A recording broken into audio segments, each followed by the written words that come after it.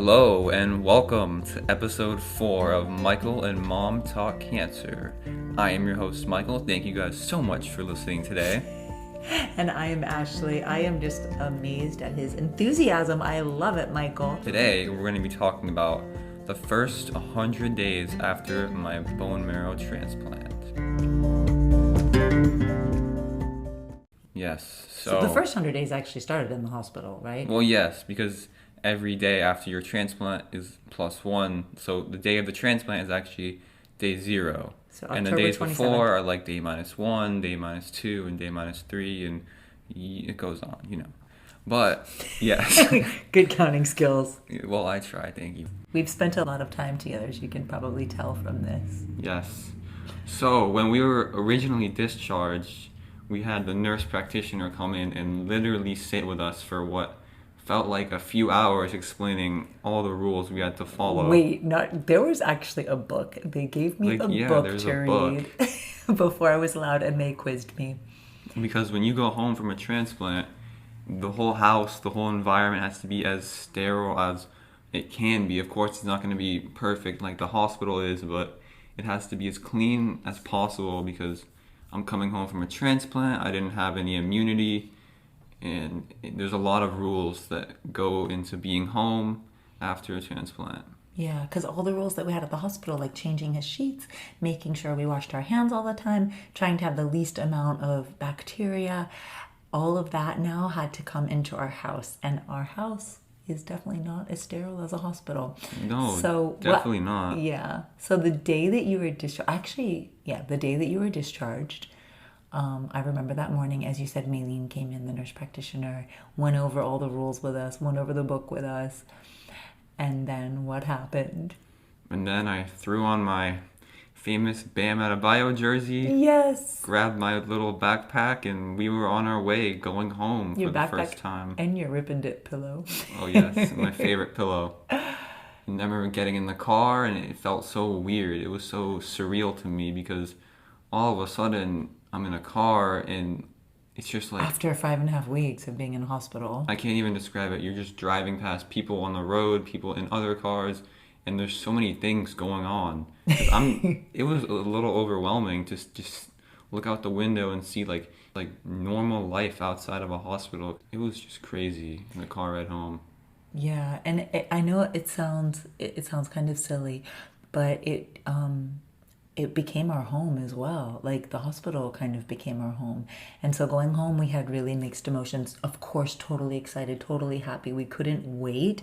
But then when we pulled up in front of our house, I remember... We just sat there not knowing what to do. It was like we've been waiting for this moment for like so long, and now we're here, sitting in the car looking at each other like, do we who's get gonna out? Open the door first?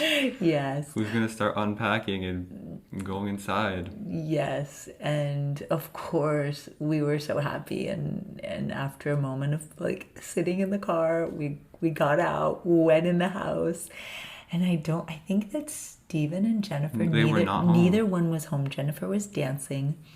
I don't know if Stephen was at the gym. No, I don't remember, but the first thing I remember is Kitty. Yes. We saw our cat. Kitty. Oh, that was the best thing. You missed Kitty. Well, we both missed Kitty. And you don't realize how important your animals are to you until you're separated from them as well. Yeah. I have pictures of you. The minute we got home, I sat down on the couch because I was really tired. And exhausted. I was exhausted just from leaving the hospital and being in a car and then walking from the car to inside the house. Literally. It was a lot of work. It was a lot of work for me at the time, and that just shows how weak I was. But I sat down on the couch, put on my blanket, and my cat jumps on me.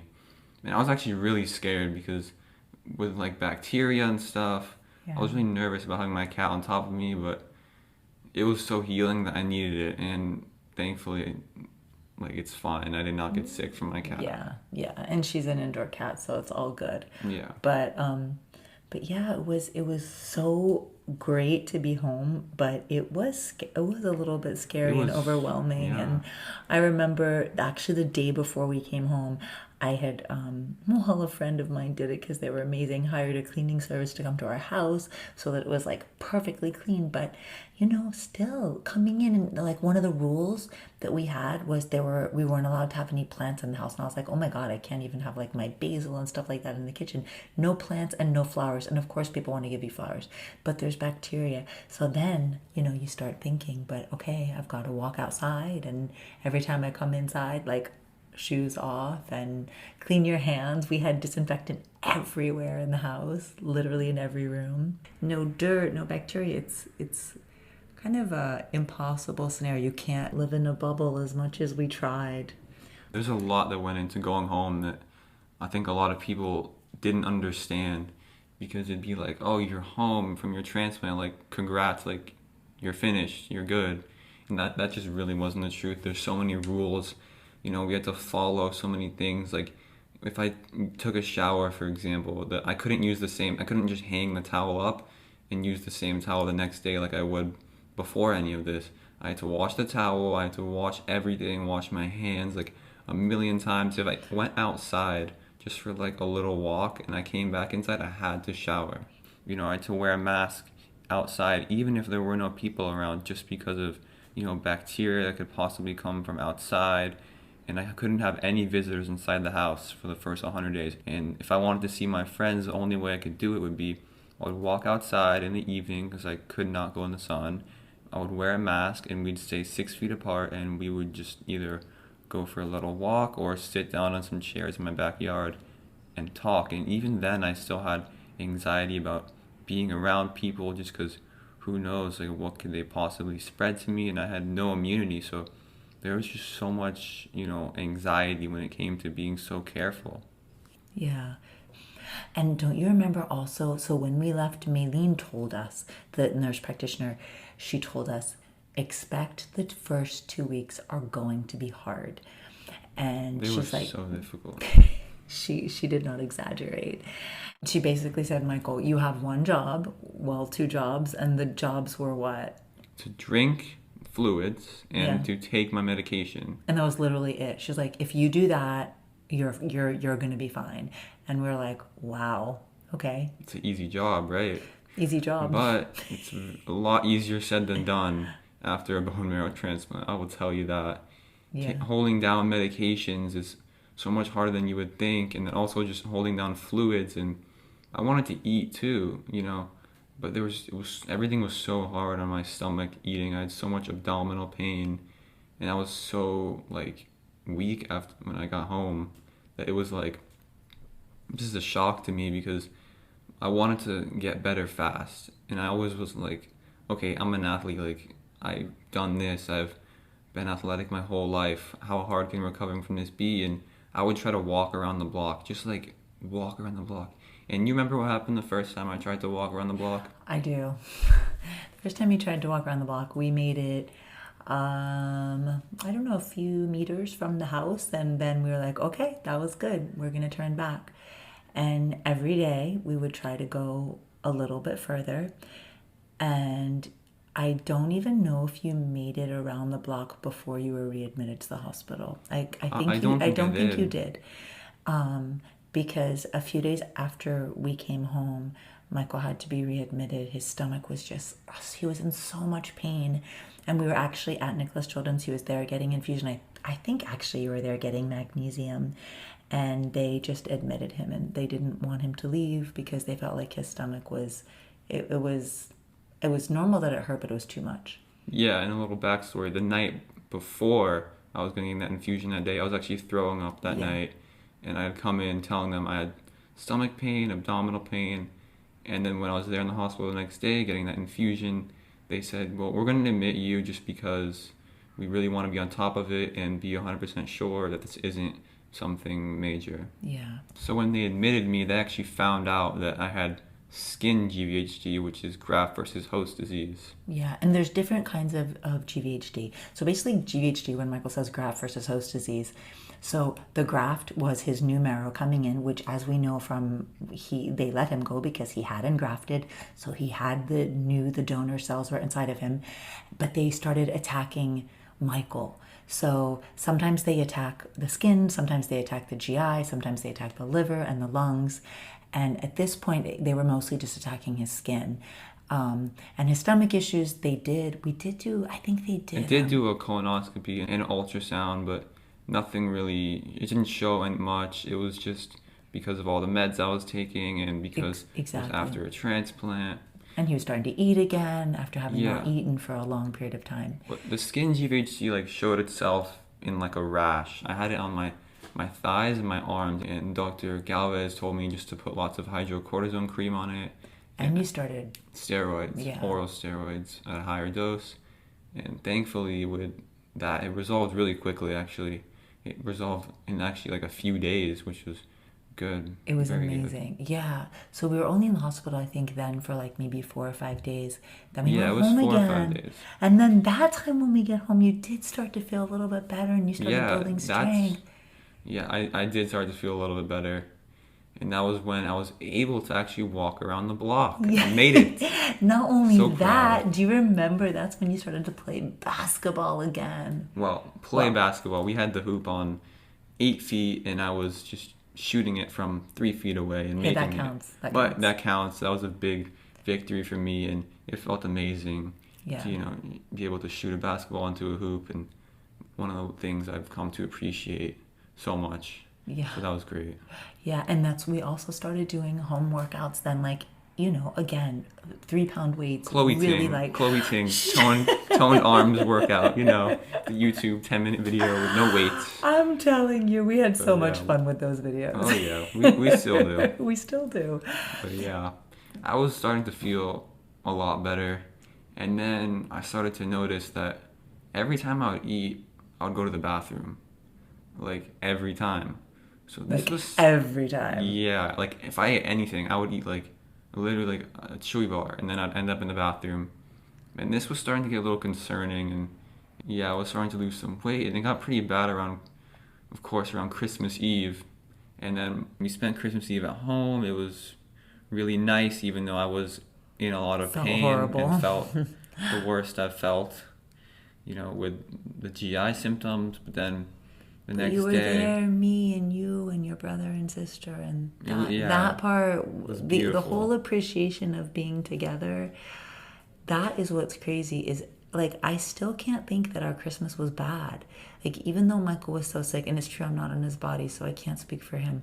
But as hard as it was, and as worried as I was about him, like being the four of us together, that night was beautiful. Do you it remember? was Like yeah.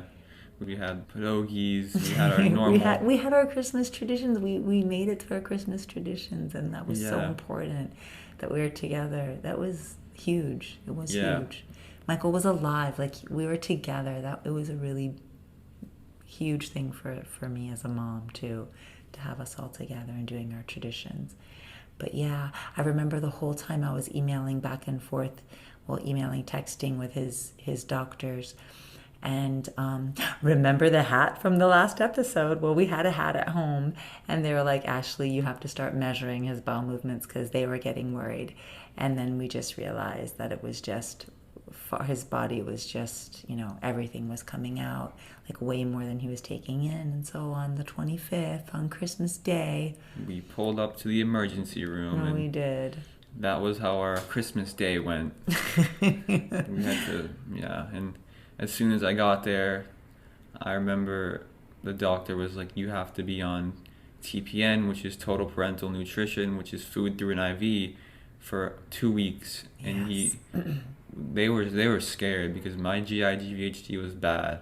It was really bad, and it was seriously life-threatening. And at the time, I didn't really know that because I didn't know that at the time. I could tell they were serious. Yeah. I could tell it was important, but I don't think at that moment I grasped Yeah, I don't think I the did gravity. either. Yeah. They were like, he needs total bowel rest. They put him, as Michael said, on the IV nutrition, but it was intense. And we kept thinking, well, maybe we'll be home for New Year's, but no. No, we were in the hospital for 2 weeks with that admission, and the first few days, my doctor put me on TPN, actually, like we said, and then he started to let me eat, but the only things I was allowed to eat was Do you remember literally the first thing you ate? No, actually, I don't. I do. What was it? I don't remember. Saltine That's crackers. right. Oh, That's the only thing they let me eat, and for a full day or so, I know. I think it was a couple of a days. couple of days, it was only saltines, and then Yes. Oh, eventually, but you were so. But I was wait, so happy. because you were so happy. Like you would never think that saltine crackers. Would make someone so happy. I was so because they put me on super high dose of steroids, so I was starving. I was taking 60 milligrams BID, which is like breakfast and dinner, and that's a lot. That's Yeah, is a lot it's a of high steroids, dose of and that steroids. makes you Really high. hungry. So I was starving, and you know, And intravenous nutrition is okay, so he's getting what he needs, but it doesn't really it doesn't really satisfy fill him. you up or make you feel satisfied. But then, after a few days of saltines, I graduated actually to plain red and plain pasta. So Yes. we were moving up in the ranks, and then before I was discharged, I actually was allowed to have sugar-free Jello and sugar-free Powerade. Yes, And that that is was right. it was crazy. I was so hungry that those foods were just like Oh my God, they were Jello. amazing. I think Jello for most of us is kind of like a punishment food, but for Michael eating the sugar-free Jello, he'd be like, "Oh my God, it has a taste. Yes. It's so good." He was so excited. I went home with like this piece of paper that they gave me, and it was a very short list of the foods that Michael was allowed to eat, and it was so short, and that was a challenge. Yeah, yeah. That was definitely a challenge, what he was allowed to eat for a while. And it took a long time for you to get off the Yeah, it was GVHD diet. a few months, I would Yeah, say. yeah. Yeah. Talk about the perspective there that time gave me. Seriously. The things that I learned to appreciate, like saltines, like sugar-free Jello, and plain white bread. Like plain white bread was my dessert. Like, oh my God. It was so good. It's true. But also, so during that time, and Michael, when he was TPN and when he started getting the steroids intravenously, he really did feel a little bit better. And Stephen, his brother, would come pretty much every day to the hospital, and you guys did like this little workout sometimes together. Yeah, I had this. Would bring the 3-pound weights. Yeah, and well, I would work out with them too, but sometimes I had to film because I'm a good mom like that. And so I did film one day. They were both working out in Heat jerseys, and I was like, "Oh my God, sweetest thing ever." And Steven was like, "Mom, send me that video." Sent it to Steven, and he made a TikTok Yeah, he made a TikTok of us working out in the hospital, in wearing the Bam Adebayo jersey in the and Kelly Olynyk jersey. the Kelly Olynyk jersey. And what happened? You have to tell this part. Well, what happened was somehow Lifestyle Miami, this Instagram page, got a hold of the video and posted on their Instagram. And apparently Udonis Haslam follows them. OG from the Miami Heat. And then Udonis Haslam reposted the video on his Instagram. And then all of a sudden I go on Instagram and somebody's tagging me like, "You're on Udonis Haslam's Instagram." And then I comment on it saying like, "This is me, like this is me." And then it's my brother and I, and he like sees the comment and he follows me. He literally DMs my mom and he's so nice. And then he sent me a video of him with the players on the Heat, and it was unreal. I was so happy because he said that I inspired him, and to have somebody like that who inspired you your whole life, because I watched him growing up my whole life, play basketball for the Heat, to tell me that, I inspired him was just unreal. It was huge. It was huge. Like Michael said, he DM'd me and I was like, "Oh my God, UD is sending me a DM." It was beautiful and so kind. And shortly after that, Duncan Robinson reached out to Michael, and Because Duncan Robinson has a podcast, and he actually just featured my story as the long shot feature of the week, which was amazing. I felt so honored to be on this podcast. It's true. And Kelly Olynyk and his fiancee Jackie, they gave you another Gave me a Kelly Olynyk jersey, and a white one. So yeah, cool. It was amazing. They're such awesome people. Yeah. All the, you don't want to get attention for the wrong reasons, but I don't feel like it was for the wrong reasons. Michael throughout this, I'm his mom. Okay, so now Michael's not listening to this part. I'm listening.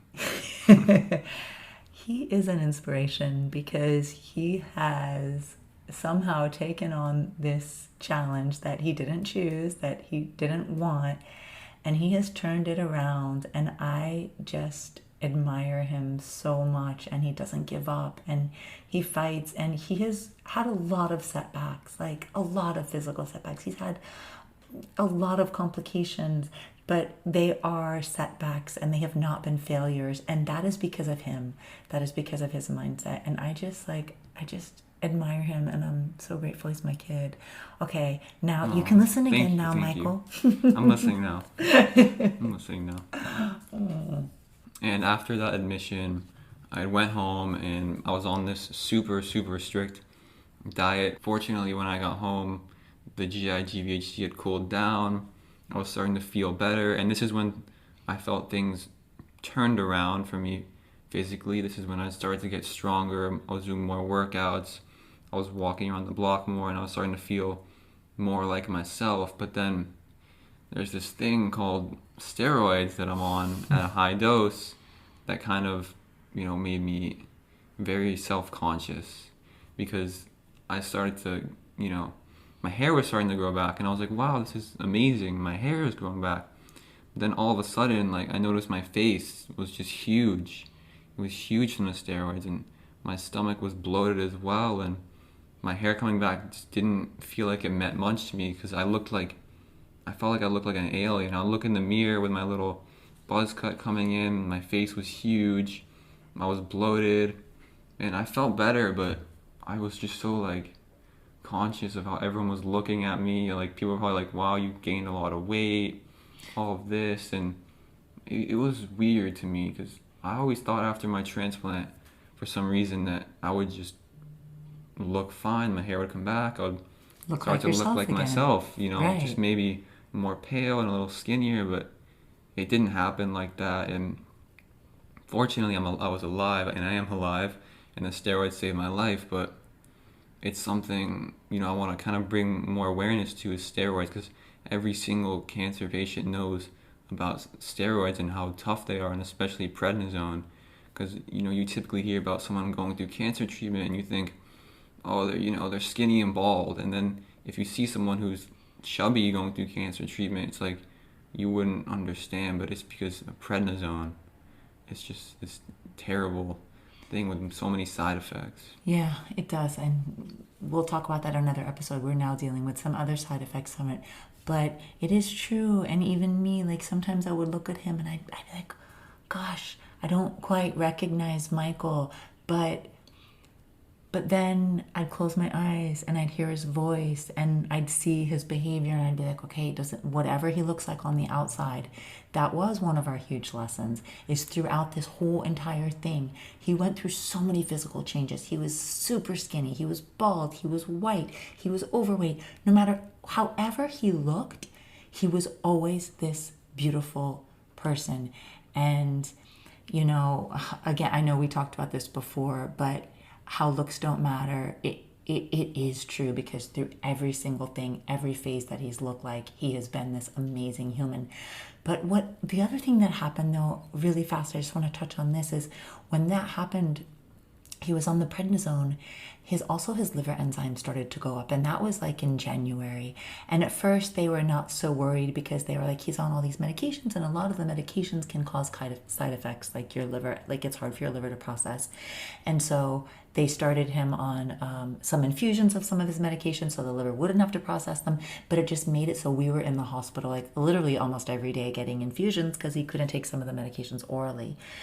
And then the day 100 finally came, which is a huge deal. But then there was also a little bittersweet with the day 100. You want to mention that? Yeah, because usually at day 100, the medications are weaned, your immunosuppressive medications that you take. Maybe not completely, but at least they're in the direction of being weaned. Yeah, and on my day 100, they weren't even in consideration of being weaned at all, because of my graft versus host disease and all my complications. So it didn't feel like it was a big day, really. It just felt like another day where I was just going on and, living the best life I could after transplant because I was still immunosuppressed, still with the same rules. And I was just hoping that soon, like, I would be off of the meds. And I felt like I was so impatient. I wanted to get off everything right away. I was like, okay, when am I going to start doing things again? And I think the first 100 days were the biggest lesson to me because I thought after my transplant, it was just going to be, okay, 100 days, and after that, I'll start returning more to normal things.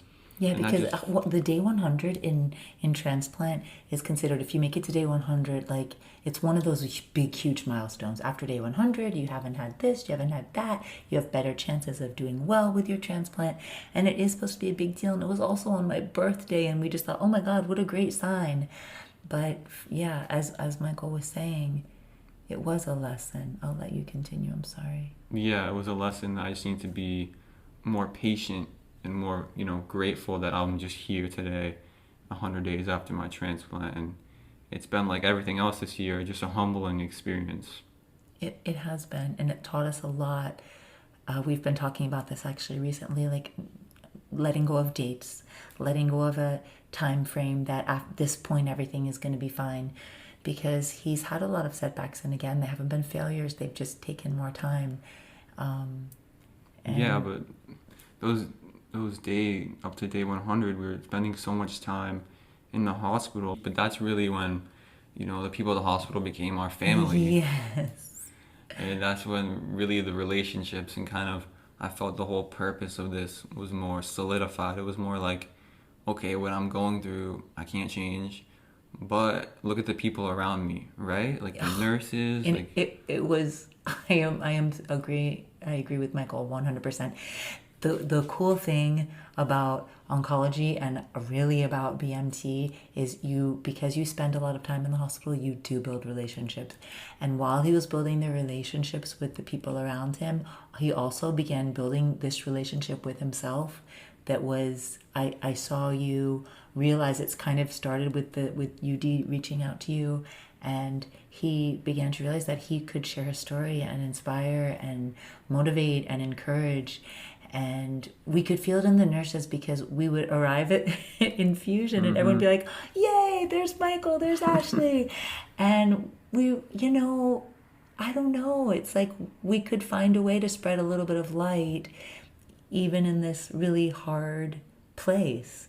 And I feel like that's kind of, I don't know, that's been our story, is like trying to spread a little bit of light. And Michael does that with ease, like without trying.